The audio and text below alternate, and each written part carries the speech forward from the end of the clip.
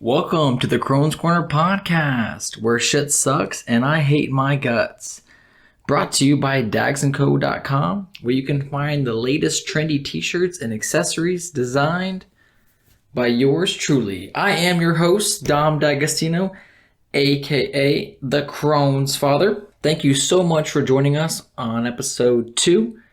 I realize episode 1 sort of ended on a cliffhanger, so if you made it this far, thank you so much. I appreciate you joining in and following along on this journey. The feedback and response from episode 1 was absolutely amazing, very encouraging. So I'm here again. I've added a front camera. I hope my fresh fade today is decent enough to look at for the next several minutes as we dive into episode 2. Sort of a part 2 from episode 1.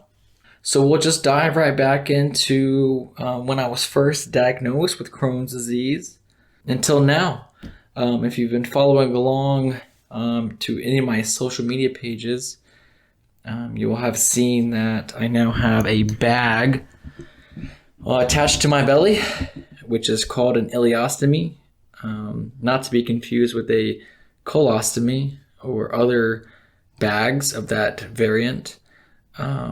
We can get into those details later on, but having an ileostomy and the current setup that I have, it can actually be reversed, and I still have all of my organs intact, so that is awesome and optimistic and encouraging for the future. A little caveat, I do have a colonoscopy coming up on Tuesday, in which hopefully that will help us determine which type of medication will suit me best for the future, in hopes to reverse this ileostomy back to normal. Just give me a little scar and be on my way. So this is for anybody out there that has Crohn's disease or IBD or IBS that has taken any of the biologicals. We can get into this way later, but I cannot take Remicade. I am allergic to it. I have tried that multiple times. It does not work with my body. The last time I took it, I was in one hospital and I left on a stretcher in an ambulance to another hospital. So I cannot do Remicade, but if anybody else has suggestions about medications that have worked for them, I am all ears. I am optimistic to listen. So that's kind of where I'm at right now, but let's flash back. So I used to tell people I was 17 when I was first diagnosed. It just made sense. Maybe it just rolled off the tongue better. I don't know. But I was a junior in high school and it was basketball season. So that means I was actually 16. And I'm pushing 30 now. So that's been damn near half my life. And the first several years of my diagnosis of Crohn's disease, again, full disclosure, I'm not an expert on Crohn's disease, but I am an expert with Crohn's disease. So take what I say for maybe not a grain of salt, but just don't quote me on it or take it to the bank. This is just personal experience and things of that nature. Also, if you're watching this on YouTube or Facebook, whatever, and anybody that knows how to work a green screen or can help me out here to get a cooler background, that would be cool. Back at it. So when I was first diagnosed, I remember coming home from the hospital and pretty much in denial. I don't know what it's like for anybody else out there that has had a serious diagnosis been told to them from a doctor or something of that nature. But being 16 years old, I didn't really want to believe it. I also just couldn't wrap my head around it. I couldn't wrap my brain around it. I didn't understand it. Didn't want to understand it. All I cared about was, girls and basketball at the time. So, I remember arguing with my dad, like, yo, I was wrongfully diagnosed. Like, that dude does not know what he's talking about. He's got the wrong patient. I feel fine. Other than my, pain in my rear end, I just didn't really acknowledge it.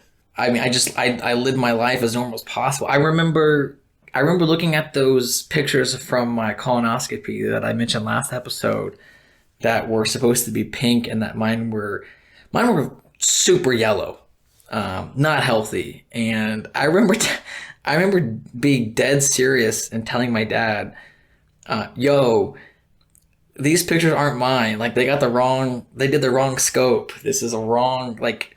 And I believed it though. Like in my youth, in my child self, I really believed that that these were wrong pictures. These were false pictures. I didn't buy it. And yeah, like, so for the longest time, I didn't acknowledge Crohn's. Obviously, other than like the pain that I was dealing with, I just felt like that I was just pain, and I was just kind of dealing with it. Sort of just learned to live with it.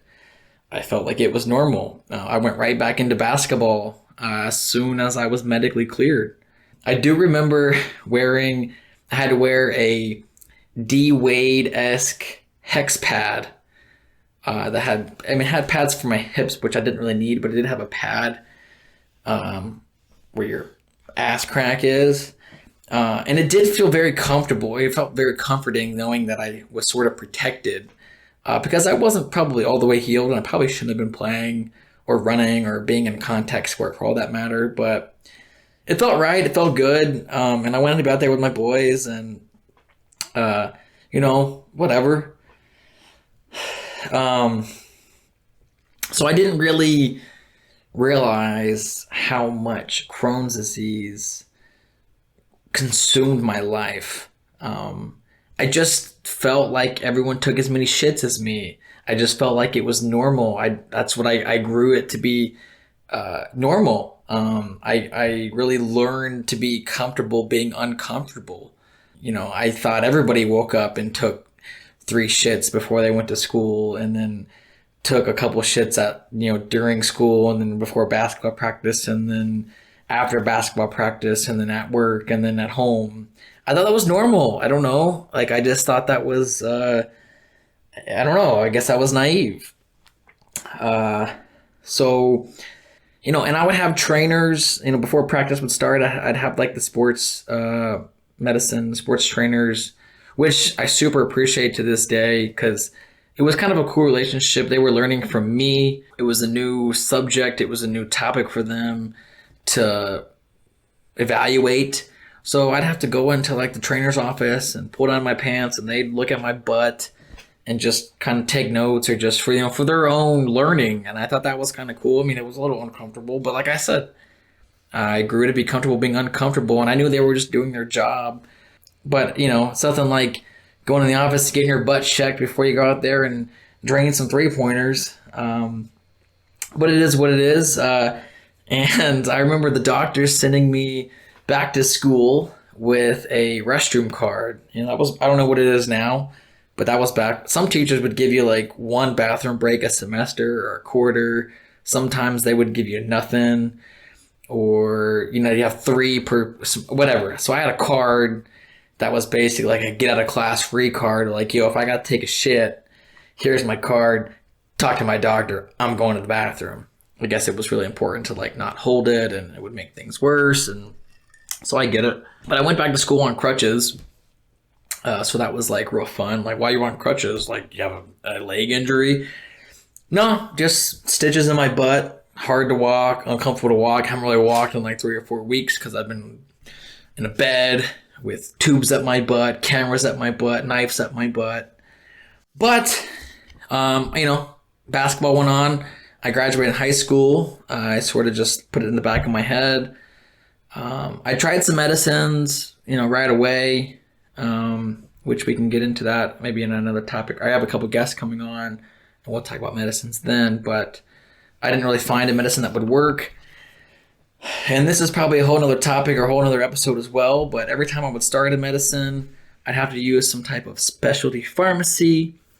And there was always some insurance interaction where basically my doses, and maybe some people can relate to this, my doses would never be regular because there'd be some type of holdup with the doctors and the insurance, and they got to get approval and all this stuff. So I'd get like the first couple doses, and then I'd miss a dose because of some type of delay or what have you with the insurance. It's rather frustrating. So it's hard not to acknowledge like, yo, maybe this medicine does work, but it didn't get a fair shot in my body because it wasn't taken regularly. And part of that's my fault for not following up. But I still blame insurance and I follow the money. And that's kind of how I feel about that. But like I said, I didn't realize how much it really affected me or consumed my life, other than using the bathroom a lot and being in pain. I grew accustomed to the pain. Like I said, I was maxing out on Tylenol. I would just take Tylenol or just put it in the back of my head. But when it would really start to affect me was when I would get like sick. And I was always prone to like strep throat or like throat infections and things of that nature. So when I would get a strep throat or some type of infection or something, it would be really bad. Where before, when I was a kid, partially because I'm young or whatever, I would heal up or, take the antibiotics in a couple of days. Within like 2 or 3 days, I'm up and running, no problem. You just got to finish the antibiotic throughout the week and you're good. But with Crohn's disease, it's an autoimmune disease. It's an autoimmune disorder, whatever you want to call it. And the way I describe it and the way I've kind of been told is like all my antibodies and maybe white blood cells, I don't know if that's true or not, they'd be all downstairs in my gut and in my rectum fighting all of the flare-up and infection and inflammation down there. Yeah, all the stuff that would be fighting, say I got a strep throat, and in my esophagus or like up here in my head or whatever, I got a head cold. Well, it would last for like a week or sometimes 2 weeks, and I would be like deathly ill because, again, the way I understood it was everything's down here in my gut and in my bottom fighting all of that stuff, and it's not working its way up to the current problem that I'm facing, whether it be strep throat or pharyngitis or just the flu or a headache or whatever. Maybe not a headache, but so it would take so much longer for my body to fight it off and heal itself. And that's something that I didn't really acknowledge or take serious until, I guess later on when I grew up a little bit. But I would get sick. But, I still traveled. If you follow my life and social media, I still went and did things because I didn't acknowledge Crohn's disease. I just pooped a lot and whatever. So I lived in Australia for 6 to 8 months, and then I traveled all over the place and Southeast Asia and stuff. And I came home in December of 2014. I could have kept traveling, but I had this gut feeling that it was going to be my grandmother's last Christmas. So I scheduled a flight to come home. I came home December 5th or 6th. And I had also scheduled flights for my dad and I to go to Europe like late or mid to late January. All that to say, I came home early December, and I remember that New Year's, I didn't go out. I couldn't go out. I was on my deathbed. I thought I was going to die. I was so sick. And I'm pretty sure it was just strep throat. But I was like sick. I took antibiotics the way I was supposed to, and I'm like, yo, I got a trip coming up. I got to get better. I felt well enough that was the year the Buckeyes won the national championship. So that was I think it was 2014. Cardell Jones. And the next day after that championship, I believe I was flying out to Europe. So my dad and I I'll never forget this. We landed in London, and we were there for like 3 days, and I was like so sick. I wanted to go home. I'd already been to London, I already been to Europe, and I was taking my dad this time. So I sort of didn't care. I was like, yo, I'm sick. I've already been here, done that. I want to go home. I want to lay in bed. I feel so bad. But, this was my, as a gift to my dad, for sending me to Europe and to Australia and New Zealand. Like, this was my way to repay him, to take him to Italy and stuff. So I wasn't going to miss out. I wasn't going to bitch out. So we stayed there for 3 days, and we fly to Italy. And we had a hotel right near the Spanish Steps. which I had visited back when I was like 14 or 15. So this was pretty cool. It was a pretty cool nostalgic moment. Again, all that to say, I was still feeling very ill, and I went into a pharmacy in Italy, right near the Spanish Steps and the McDonald's that I've been to twice now. And I don't know how universal healthcare. I don't know how medicine works in other countries and stuff. I don't really care. That's a whole nother topic. It's a whole nother discussion. But I remember going to the pharmacy, and if you've been over there, the pharmacies are like these green crosses. So they stand out and they're pretty much everywhere. So I go there and I'm looking for some meds, like, some cold or, NyQuil type stuff, over the counter stuff.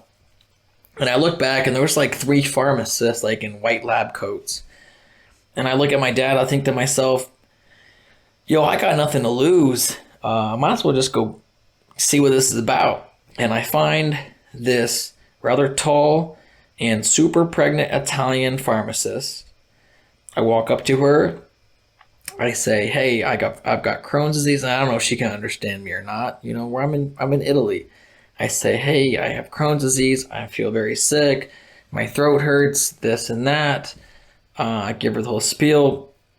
She tells me to hang on.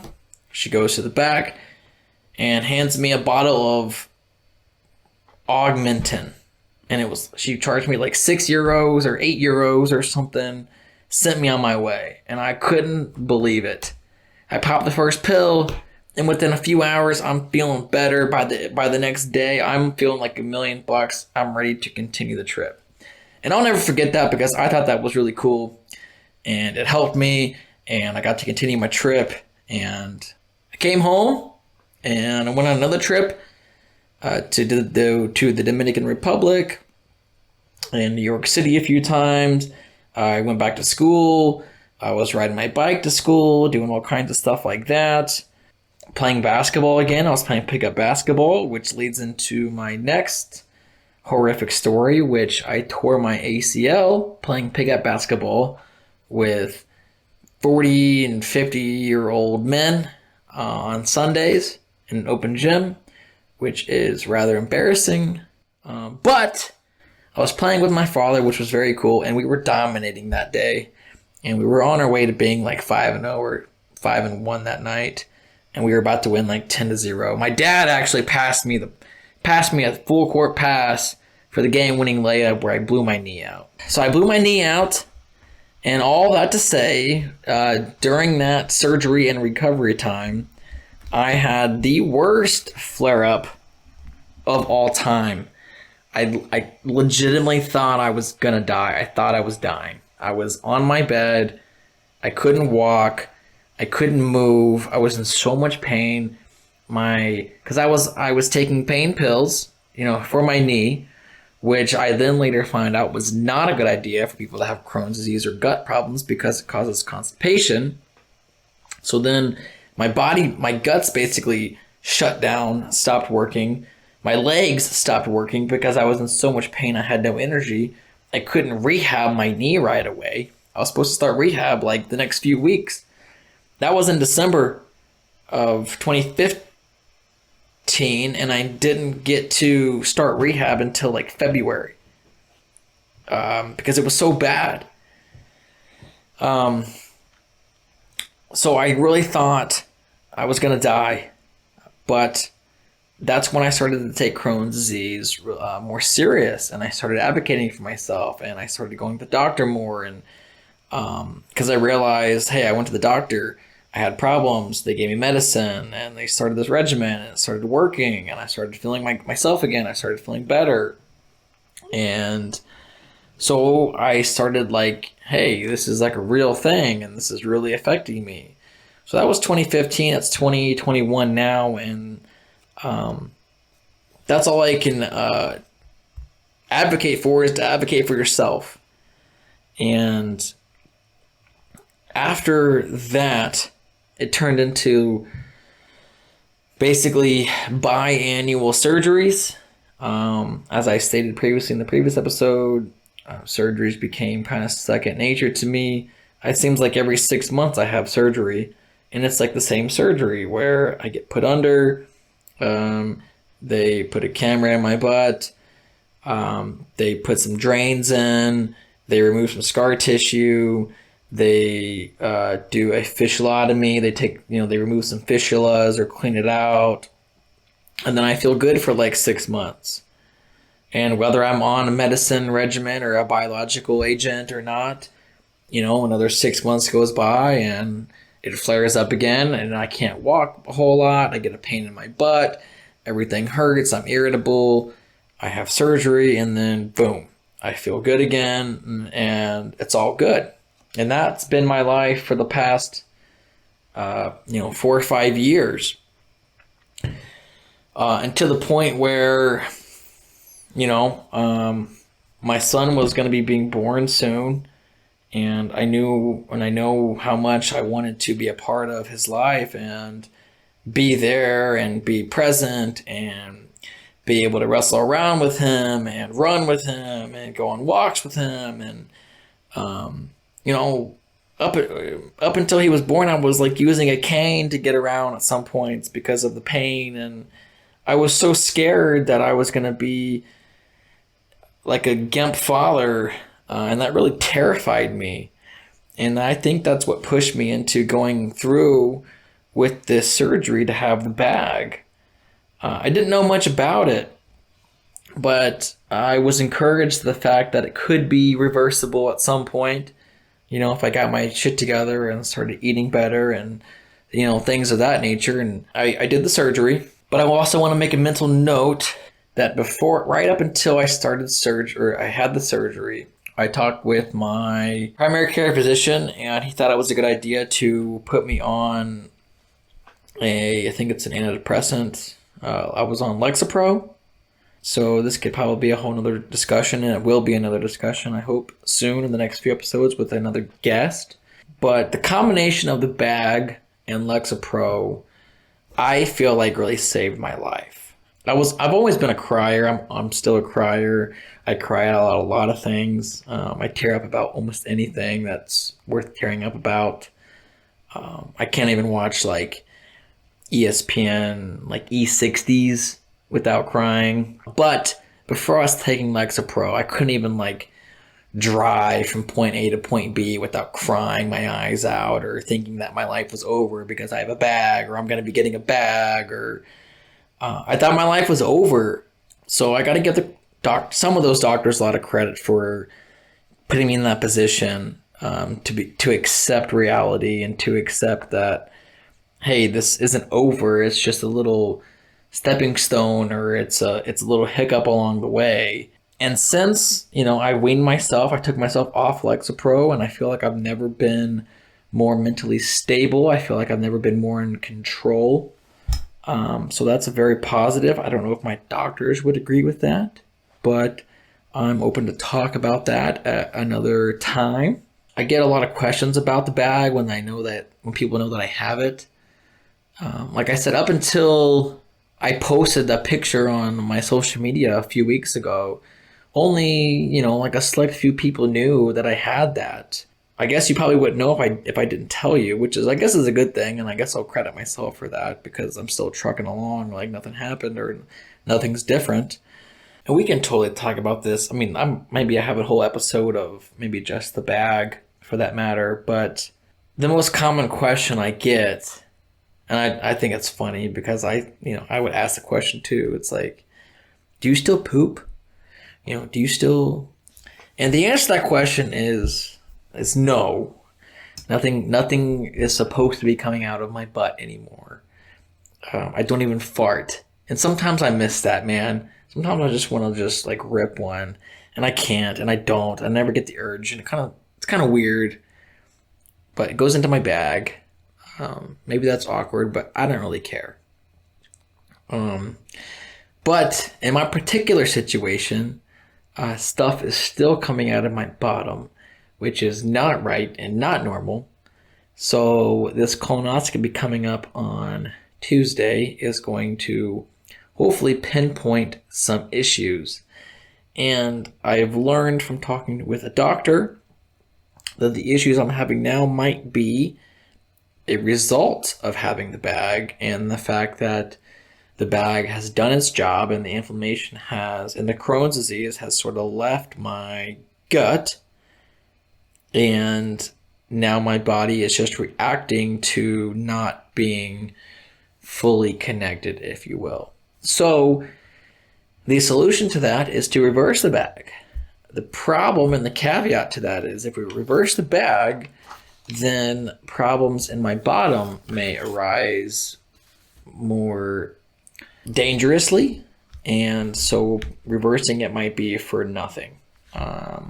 But I'm going to be optimistic. I'm going to be positive. I'm going to go into the colonoscopy thinking that something good is going to come from it. And then I have a follow-up appointment with the same doctor, which he is going to discuss medicines with me, and I'm going to hope and think that we're going to find a biological agent that's going to be able to attack my bottom in a way that I can heal up or be managed enough, and reversing the bag and going back to quote-unquote normal will be a successful route to go. And until then, I'm going to take it day by day. I'm going to continue to live my life as full as possible, be there for my boy, and I hope to continue making these podcast episodes. As I stated before, I don't know when you guys are going to hear this episode. It is September 1st, and it's Labor Day weekend coming up. I have a guest coming on, I believe, Labor Day. We're going to talk about diet, science, and nutrition. I have another guest coming on the following Wednesday, who is a fellow high school mate of mine who also have Crohn's disease, and we're going to dive into his story. Very excited to get another perspective from that. So we got at least 2 more episodes coming out in the near future. I hope you're all still tuning in. This is now available on Apple Podcasts, Spotify, Anchor, Google Podcasts. This will be up on YouTube. Follow us on Twitter at Crohn's_corner. Subscribe to us on YouTube. And stay tuned for episode 3. Thank you so much for tuning in. I'm Dom D'Agostino, aka the Crohn's Father, and this is the Crohn's Corner Podcast.